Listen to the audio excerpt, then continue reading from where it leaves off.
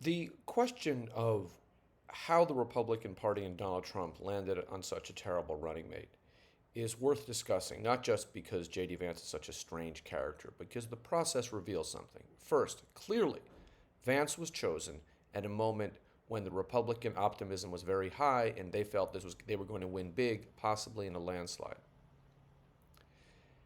The question of why they were so certain about that, why they believed that, reveals that they couldn't have been thinking too much about this, or they simply maybe didn't have people around them who really understood polling data and electoral data. Trump was the frontrunner at the time he made the choice, but hardly heading towards a landslide, despite what they wanted to believe. Secondly, any vetting process would have revealed that J.D. Vance was, at best, a very problematic choice. But what we most likely case here is there was no vetting process because the Republican Party is Donald Trump.